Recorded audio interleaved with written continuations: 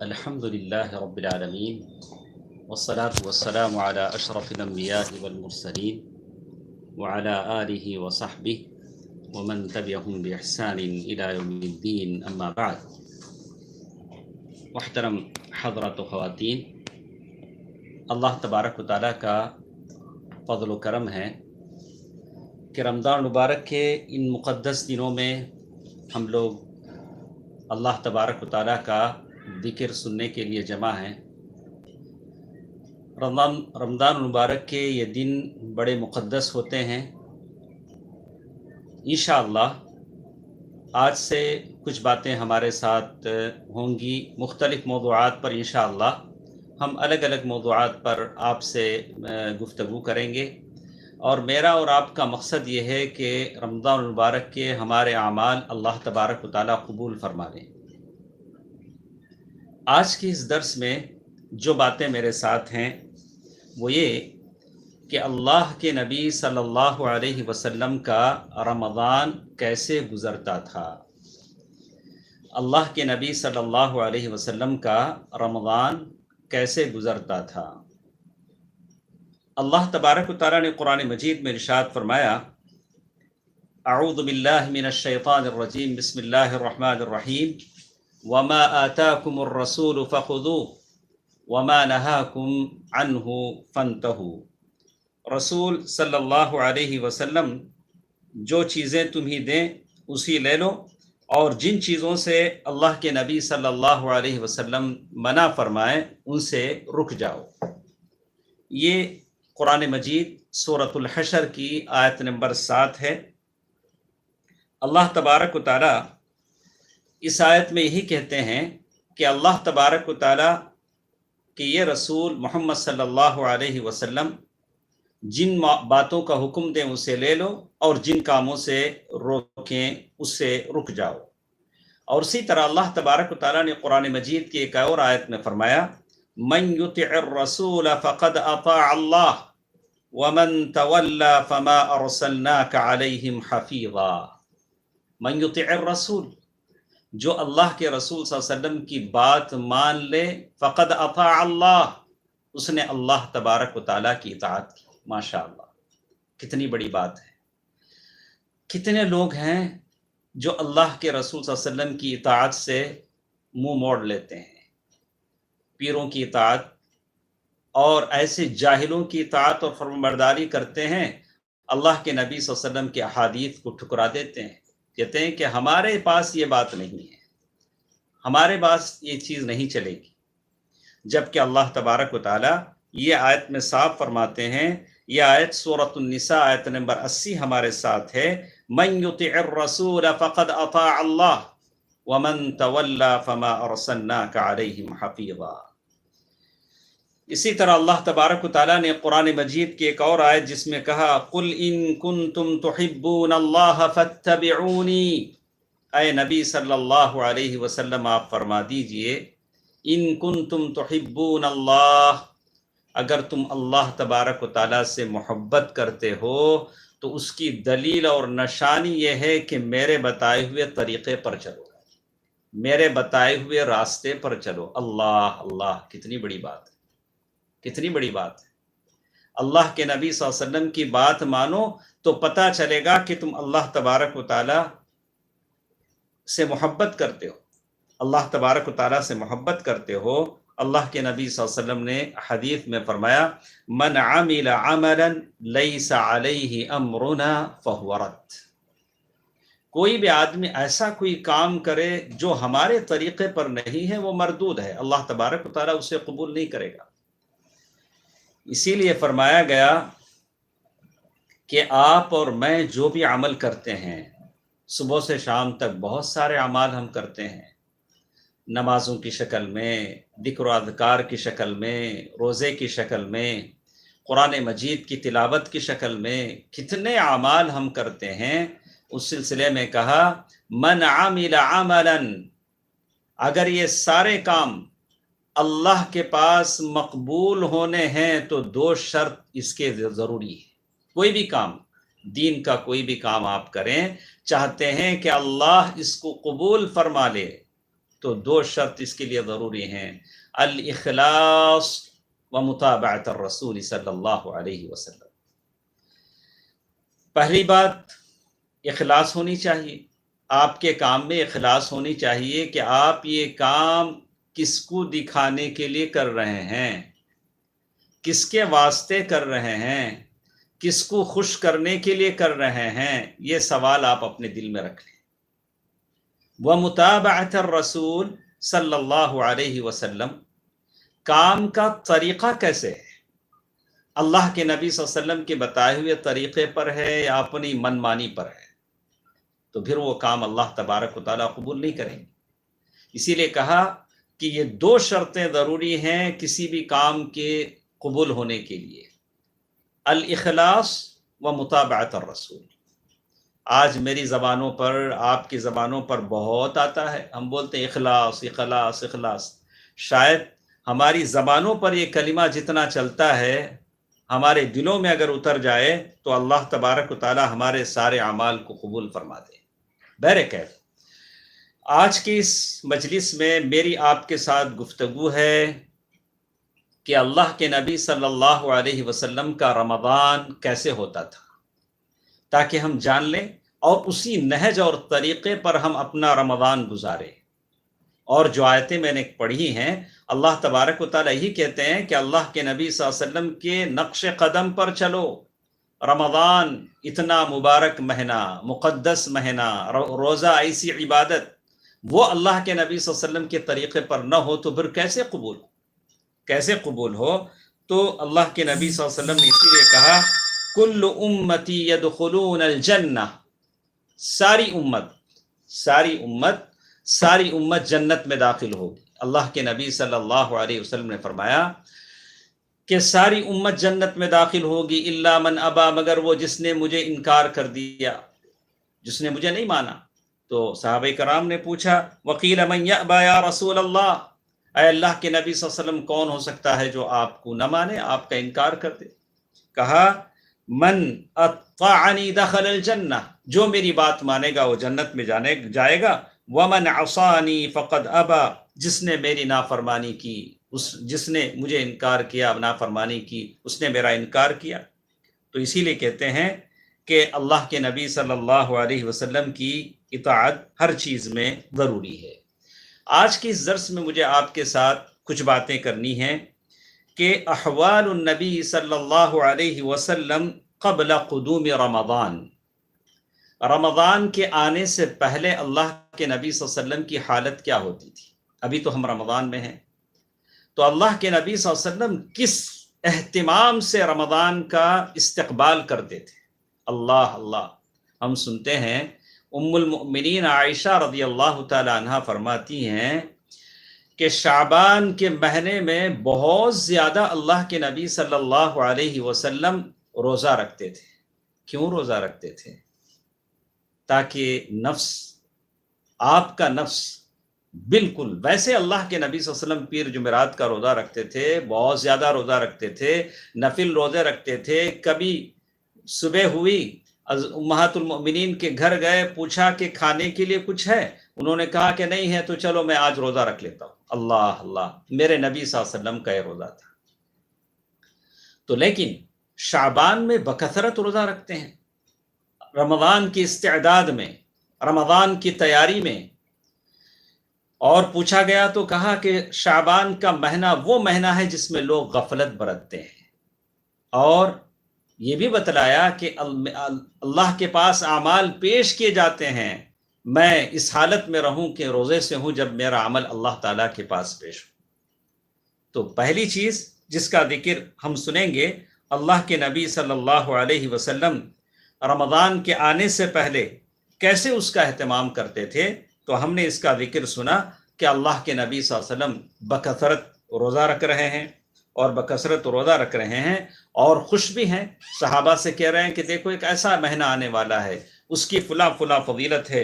اللہ کے نبی صلی اللہ علیہ وسلم کی مختلف حدیثیں اس سے ثابت ہیں، بکثرت روزہ رکھنا اور صحابہ کرام کو خوشخبری سنانا، اور حدیثوں میں کہنا اذا دخل شہر رمضان फुतिहत अबवाब उस्समा व गुल्लिक़त अबवाब जहन्नम, जब रमज़ान का महीना आता है तो जन्नत के दरवाजे खोल दिए जाते हैं और जहन्नम के दरवाजे बंद कर दिए जाते हैं और शयातीन कैद कर दिए जाते हैं। और कभी अल्लाह के नबी सल्लल्लाहु अलैहि वसल्लम कहते, अताकुम शहरु रमज़ान, तुम्हारे पास रमज़ान का महीना आया है, और जिसमें कहते हैं कि जिसमें सरकश शयातीन कैद कर दिए जाते हैं। और ये भी कहा, इन्न फिल जन्नति बाबन, जन्नत में एक दरवाज़ा है, इन्न फिल जन्नति बाबन, जन्नत में एक ऐसा दरवाज़ा है जिसको रैयान कहा जाता है, जिससे रोज़ेदार दाखिल होंगे।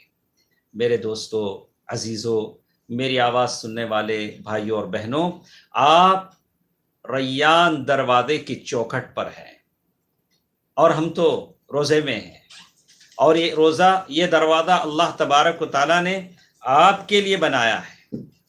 ये रोज़ा, ये दरवाज़ा अल्लाह तबारक व तआला ने आपके लिए बनाया है कि आप इस दरवाज़े से दाखिल हों, और दरवाज़े से आप दाखिल हों तो ये दरवाज़ा अल्लाह तबारक व तआला ने आपके लिए बनाया है, और कहा कि ये दरवाज़ा रोज़ेदारों के लिए है। रैयान, ये दरवाज़ा रोज़ेदारों के लिए है। और इसीलिए कहते हैं कि आगे चलकर कहते हैं कि अल्लाह के नबी सल्लल्लाहु अलैहि वसल्लम रमज़ान के महीने में कैसे रोज़े रखते थे। ये उसवा, इसके बारे में हमने गुज़िश्ता दरसों में सुना कि अल्लाह के नबी सल्लल्लाहु अलैहि वसल्लम का उसवा कैसे था, अल्लाह के नबी सल्लल्लाहु अलैहि वसल्लम कैसे रोज़ा रखते थे। जैसे कहते हैं कि अल्लाह के नबी सल्लल्लाहु अलैहि वसल्लम चाँद देखने का एहतमाम करते थे। चाँद, कहा कि चाँद देख कर रोज़ा रखो, चाँद देख कर ईद मनाओ। जैसे हदीस में बताया गया, जा आराबीयुन इला नबी सल्लल्लाहु अलैहि वसल्लम, एक आराबी अल्लाह के नबी सल्लल्लाहु अलैहि वसल्लम की खिदमत में आए और कहा, इन्नी रअयतुल, मैंने चाँद देखा, मैंने चाँद देखा, रमज़ान का चाँद देखा। अल्लाह के नबी सल्लल्लाहु अलैहि वसल्लम ने पूछा, अतशहदु अल्ला इलाहा इल्लल्लाह, क्या तुम अल्लाह तबारक व तआला की गवाही देते हो, वहदानियत की? और अल्लाह, तो उन्होंने कहा कि क़ाल नअम अशहदु अन्ना मुहम्मदर रसूलुल्लाह, कहा कि हाँ। कि फिर दूसरा सवाल किया, क्या तुम इस बात की गवाही देते हो कि मैं अल्लाह का रसूल हूँ? तो उस आदमी ने कहा नाम। तो अल्लाह के नबी सल्लल्लाहु अलैहि वसल्लम ने कहा कि या बिलाल, ऐ बिलाल, लोगों में ऐलान कर दो कि चाँद देख लिया गया, रमज़ान शुरू हो गया। तो मालूम यह होता है कि अल्लाह के नबी सल्लल्लाहु अलैहि वसल्लम चाँद देखने का एहतमाम कर रहे हैं। ये सारी चीज़ें हैं जो रमज़ान के शुरू होने से पहले हैं। अल्लाह के नबी सल्लल्लाहु अलैहि वसल्लम इस महीने का कैसे एहतमाम करते थे। दूसरी चीज़, उसकी कुछ बातें कल हमारे साथ गुजर चुकी हैं, मैं इआदा करना नहीं चाहता। दूसरी एक चीज़ हमारे साथ जो आज के इस दर्स में है, अहवालुन नबी मअ रब्बिही फ़ी रमज़ान, अल्लाह के नबी सल्लल्लाहु अलैहि वसल्लम रमज़ान के महीने में अपने रब के साथ कैसे होते थे।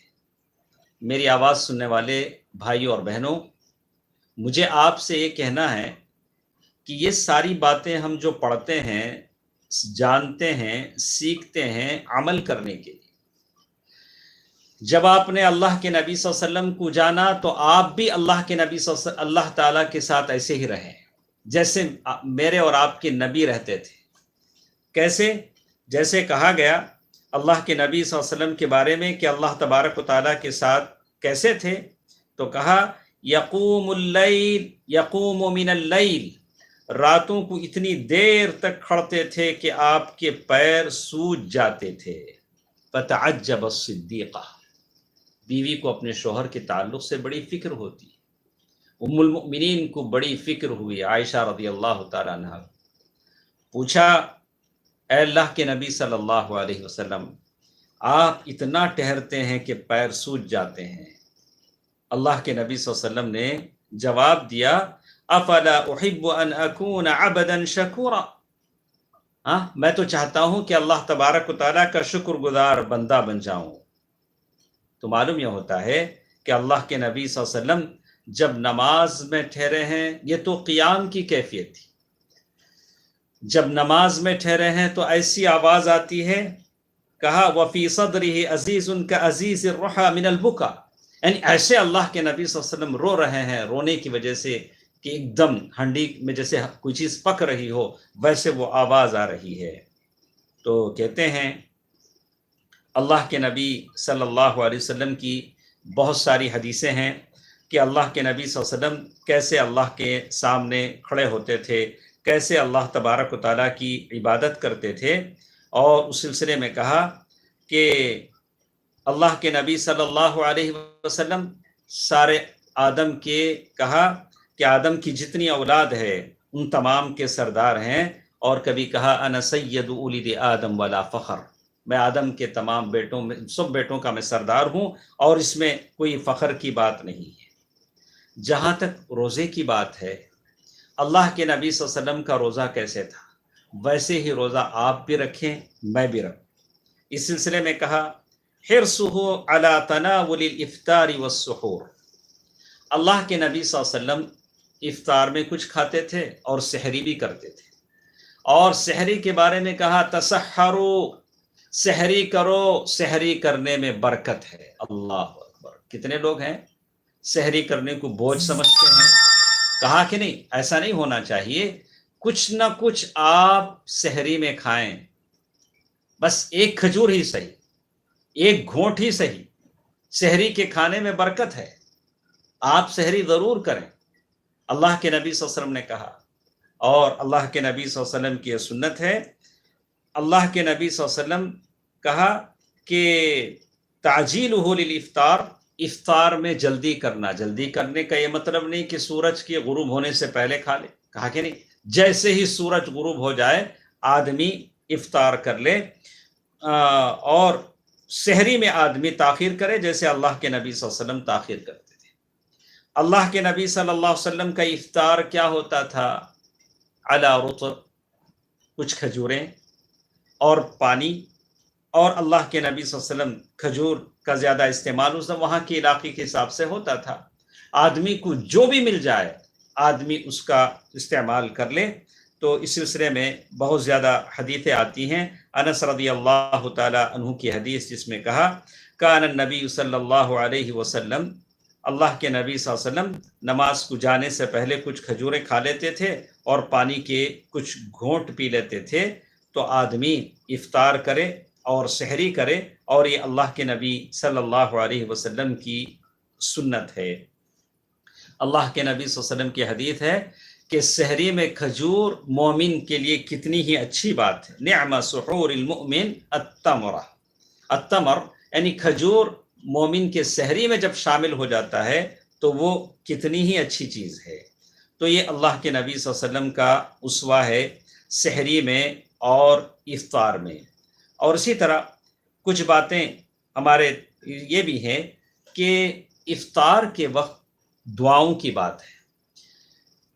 ویسے آدمی روزے کی حالت میں ہوتا ہے تو اس کی دعائیں قبول ہوتی ہیں، لیکن افطار سے پہلے کا جو وقت ہوتا ہے اس کا دل بڑا نرم ہوتا ہے، خالی پیٹ ہے، پوری طرح اللہ تبارک و تعالیٰ کی طرف متوجہ ہوتا ہے۔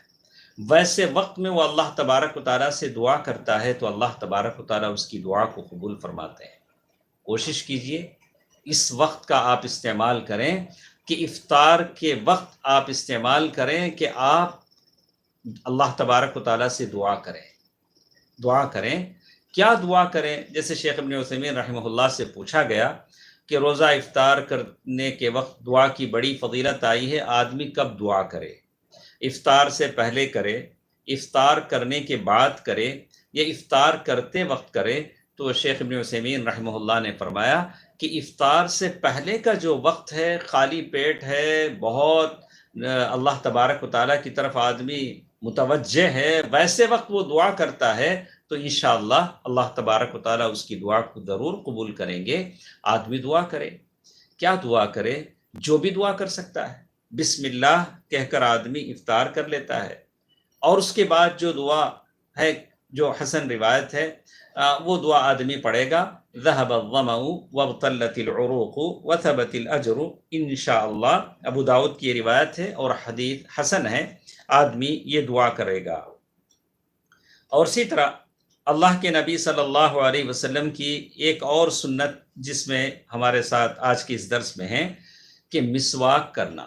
مجھے معلوم ہے کہ جتنی آواز ہم لوگ سن رہے ہیں ہم میں سے اکثر لوگ مسواک کا اہتمام نہیں کرتے ہیں۔ میرے نبی صلی اللہ علیہ وسلم اہتمام کرتے تھے، کوشش کیجئے مسواک کرنے کی۔ اللہ کے نبی صلی اللہ علیہ وسلم کے بارے میں کہا، رأیت النبی صلی اللہ علیہ وسلم، میں نے متعدد بار اللہ کے نبی صلی اللہ علیہ وسلم کو دیکھا کہ روزے کی حالت میں آپ مسواک کرتے تھے، خاص کر آج کے اس زمانے میں، جس زمانے میں، جن دنوں میں ہم وائرس کے شکار لوگوں کو دیکھ رہے ہیں، کرونا وائرس کا جو یہ وبا بلا اللہ تعالیٰ کی طرف سے چل رہا ہے، اس کے لیے میں ایک مثال بتاتا ہوں۔ دیکھیے اس حدیث میں کیا ہے، کہا السواک، مسواک کرو، یہ بھی اس وائرس کا ایک علاج ہے۔ اس کا علاج ہے، احتیاط ضروری ہے، جو احتیاط آپ کو کرنی ہے اس بیماری سے کیجیے۔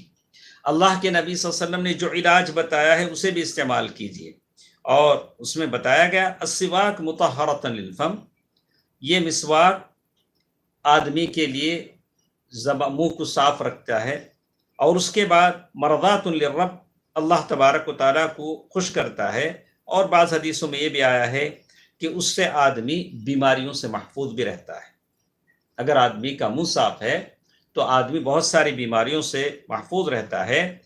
تو معلوم یہ ہوتا ہے کہ اللہ کے نبی صلی اللہ علیہ وسلم کی یہ سنت ہے کہ روزے کی حالت میں آدمی مسواک کرے۔ اور اسی طرح اللہ کے نبی صلی اللہ علیہ وسلم کے رمضان کی سنتوں میں کچھ چیزیں ہیں جو آج کی اس درس میں ہم سن رہے ہیں، جس میں کچھ باتوں کا ذکر ہمارے ساتھ اور بھی ہے۔ کہا کہ اللہ کے نبی صلی اللہ علیہ وسلم روزے کی حالت میں کیا کچھ کرتے تھے، کیسے کیسے آپ کے اعمال تھے۔ کہا کہ اللہ کے نبی صلی اللہ علیہ وسلم رات میں قیام بھی کرتے تھے، جیسے ہم لوگ تراویح کی نماز پڑھتے ہیں، قیام اللیل کا انتظام کرتے ہیں۔ تو رات میں تراویح کی نماز پڑھنا، اب کتنی رکعت پڑھے اس کی بحث سے آدمی، کہا کہ جیسے اللہ کے نبی صلی اللہ علیہ وسلم پڑھتے تھے 8 رکعت، جیسے ام المؤمنین نے کہا آدمی پڑھ لے۔ اگر کوئی بڑھ کر پڑھتا ہے تو آدمی انکار نہ کرے، اس کی حالت پر چھوڑ دے، اس لیے کہ علماء نے، سلف نے کہا کہ اس کی کوئی تحدید نہیں ہے، اگر آدمی پڑھنا چاہتا ہے تو پڑھ لے۔ اگر کوئی یہ پڑھ لیتا ہے تو بہت اچھی بات ہے، بہت اچھی بات ہے۔ تو کہتے ہیں کہ اسی طرح آدمی تراویح کا اہتمام کرے، اور اللہ کے نبی صلی اللہ علیہ وسلم کی حدیث جس میں کہا وَكَانَ جِبْرِيلُ يَلْقَاهُ كُلَّ لَيْلَةٍ فِي رَمَضَانَ، اللہ کے نبی صلی اللہ علیہ وسلم کے پاس جبریل امین آتے تھے، قرآن مجید کا مراجعہ ہوتا تھا، قرآن مجید سنتے اور سناتے تھے۔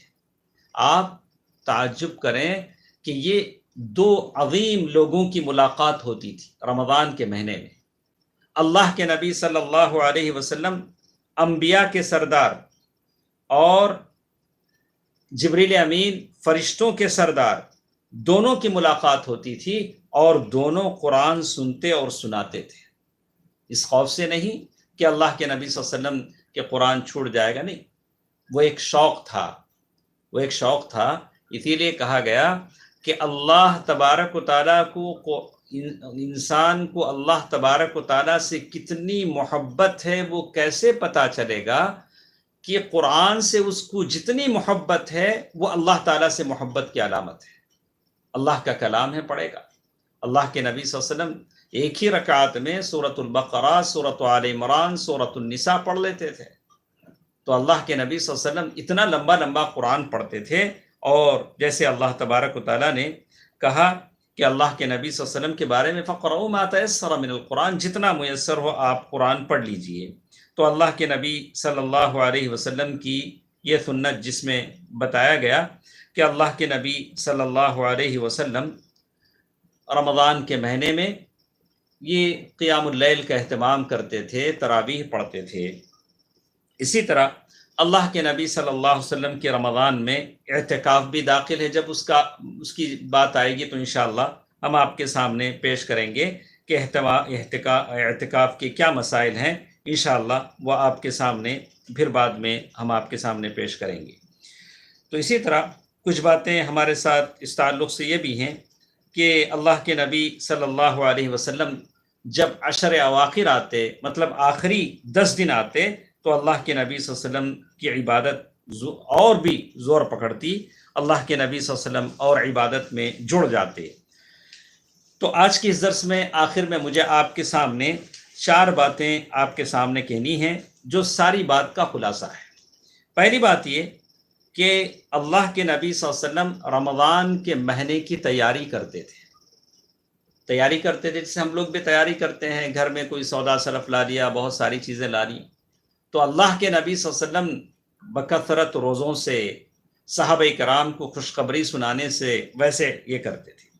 اور دوسری چیز جس میں کہا گیا کہ اللہ کے نبی صلی اللہ علیہ وسلم صحابہ کے لیے تخفیف برتتے تھے، اپنے لیے بڑی بڑی چیزیں اپنے لیے خاص کر لیتے تھے۔ جیسے اللہ کے نبی صلی اللہ علیہ وسلم صوم وصال کرتے تھے۔ صوم وصال کا مطلب یہ ہوا کہ لگاتار اللہ کے نبی صلی اللہ علیہ وسلم روزہ رکھتے تھے، مطلب درمیان میں افطار کا معاملہ نہیں ہوتا تھا۔ صحابہ نے کہا اللہ کے نبی صلی اللہ علیہ وسلم ہم بھی کریں، تو کہا کہ نہیں، مجھے میرا رب کھلاتا ہے اور پلاتا ہے، لیکن صحابہ کے لیے، صحابہ کرام کے لیے اللہ کے نبی صلی اللہ علیہ وسلم نے تخفیف چاہی۔ اور رمضان ہی کے مہینے میں بڑی بڑی جنگیں بھی ہوتی تھیں، معرکہ بدر ہوا، فتح مکہ ہوا، رمضان کے مہینے میں ہوا۔ اور اللہ کے نبی صلی اللہ علیہ وسلم نے ایسے، جیسے آج کل کا زمانہ ہے، رمضان کا مہینہ ہے، ہم روزے سے ہیں تو بستر کو لگ چکے ہیں، کوئی کام نہیں، صرف آرام کرنا چاہتے ہیں۔ ہم اللہ کے نبی صلی اللہ علیہ وسلم کو دیکھیں کہ روزے کی حالت میں ہیں، جنگ کے میدان میں بھی ہیں، سارے کام ہو رہے ہیں، اور اللہ تبارک و تعالیٰ آپ سے کہہ رہا ہے، اتنا بوجھ، اتنا کام اللہ کے نبی صلی اللہ علیہ وسلم پر پڑ رہا ہے، فَإِذَا فَرَغْتَ فَانصَبْ، جب آپ فارغ ہو جائیں تو اللہ تبارک و تعالیٰ کی عبادت میں لگ جائیں۔ میرے دوستو، عزیزو، میری آواز سننے والے بھائیوں اور بہنوں، اللہ کے نبی صلی اللہ علیہ وسلم سے زیادہ مصروف کون تھا؟ اللہ اکبر! کون اللہ کے نبی صلی اللہ علیہ وسلم سے زیادہ مصروف تھا؟ لوگوں کو دین سکھاتے تھے، وَيُزَكِّيهِمْ وَيُعَلِّمُهُمُ الْكِتَابَ وَالْحِكْمَةَ، وہ ذمہ داری آپ کی تھی، اور تبلیغ رسالت آپ کی ذمہ داری تھی۔ اور اللہ کے نبی صلی اللہ علیہ وسلم صحابہ کرام کے ساتھ اٹھتے ہیں، بیٹھتے ہیں، اور فوجوں کی تیاریاں ہو رہی ہیں، فوجیں بھیجی جا رہی ہیں، اور اللہ کے نبی صلی اللہ علیہ وسلم اپنی بیویوں کے ساتھ ہیں اور اڑوس پڑوس کے ساتھ ہیں۔ یہاں تک کہا کہ مدینے کے جو کمزور پاگل قسم کے لوگ تھے، وہ بھی، ایک چھوٹی سی بچی جو جس کا دماغ میں کچھ خلل تھا، وہ آتی، اللہ کے نبی صلی اللہ علیہ وسلم کا ہاتھ پکڑ لیتی اور بہت دور تک گھماتی، لے جاتی اور پھر لا کر چھوڑتی۔ اللہ کے نبی صلی اللہ علیہ وسلم اس کے ساتھ چلتے تاکہ اس کا دل نہ ٹوٹے، چھوٹی سی بچی۔ تو اللہ کے نبی صلی اللہ علیہ وسلم اتنے مصروف ہیں، سارے کام ہو رہے ہیں، اور فوجوں کو بھیجنے کی بھی تیاری ہو رہی ہے، لوگوں کو دین بھی سکھایا جا رہا ہے، اور اللہ کے نبی صلی اللہ علیہ وسلم اس کے باوجود اللہ تبارک و تعالیٰ کی عبادت میں اتنے جڑے ہوئے ہیں، اور ساری زندگی اللہ کے نبی صلی اللہ علیہ وسلم کی اللہ تبارک و تعالیٰ کی اطاعت میں ہے۔ اور اسی طرح اللہ کے نبی صلی اللہ علیہ وسلم اخلاق کے اعتبار سے، اللہ کے نبی صلی اللہ علیہ وسلم کے جو اخلاق کے جو کام ہیں وہ بھی بالکل ویسے ہی ہیں کہ اللہ کے نبی صلی اللہ علیہ وسلم، جیسے صحابہ کہتے ہیں، اتنا خرچ کرتے ہیں کالریح المرسلہ، جیسے ہوا چل رہی ہو، اللہ کے نبی صلی اللہ علیہ وسلم اللہ تبارک و تعالیٰ کی راہ میں اتنا خرچ کر رہے ہیں۔ تو دوستو عزیزو، میرے اور آپ کے لیے نمونہ ہے اللہ کے نبی صلی اللہ علیہ وسلم کی زندگی، کہ ہم بھی اپنا پیسہ اللہ کی راہ میں خرچ کریں۔ میرے نبی نے خرچ کیا، آپ خرچ کریں، اخلاص کے ساتھ خرچ کریں، اور ان تمام کاموں کا بس ایک ہی مقصد تھا کہ تقوی حاصل ہو جائے۔ اللہ اکبر! اللہ کے نبی صلی اللہ علیہ وسلم جیسے کہا کہ اس کا مقصد یہ ہے کہ آدمی متقی بن جائے۔ میں اور آپ یہ سارے کام جو کریں گے، اس لیے کریں گے کہ تقوی کی دولت مجھے اور آپ کو حاصل ہو جائے۔ ورنہ یاد رکھیے، اگر جیسے ہم لوگ آج کے زمانے میں سمجھتے ہیں، آپ بھی سمجھتے ہیں، کہ ہم لوگ صرف روزہ رکھیں گے تو روزہ رکھنا صرف بھوک و پیاس سے اگر روزہ رکھتے ہیں تو اس کا کوئی فائدہ نہیں. تو اسی لیے اللہ کے نبی صلی اللہ علیہ وسلم نے فرمایا بہت سارے روزہ دار ایسے ہیں جن کو سوائے بھوک کے کچھ بھی نہیں ملے گا. روزہ آنکھوں کا بھی ہوتا ہے اور آدمی کی زبان کا بھی ہوتا ہے. آدمی اس کے روزے کا اثر اس کی سارے جسم کے دوسرے اعضاء پر بھی پڑتا ہے. تو آج کی اس درس میں جو باتیں میرے ساتھ تھیں وہ یہ کہ اللہ کے نبی صلی اللہ علیہ وسلم اپنے رب کے ساتھ کیسے ہوتے تھے، اور کچھ باتیں ہمارے ساتھ ہیں انشاءاللہ کل کے درس میں ہم سنیں گے.